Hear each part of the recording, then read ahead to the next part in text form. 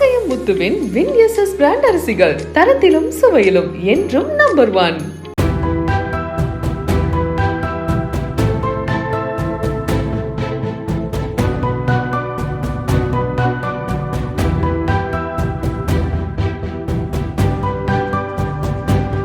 திண்டுக்கல்லில் Marxist communist கட்சி வேட்பாளர் சச்சிதானந்தத்திற்கு ஆதரவாக வாக்கு சேகரிப்பில் ஈடுபட்ட அமைச்சர் ஐ பெரியசாமி வேட்பாளருடன் மேட்டு ராஜக்காப்பட்டி முருகன் கோவிலில் சுவாமி தரிசனம் மேற்கொண்டார். அங்குள்ள டீ கடையில் அமர்ந்து இருவரும் டீ குடித்தனர்.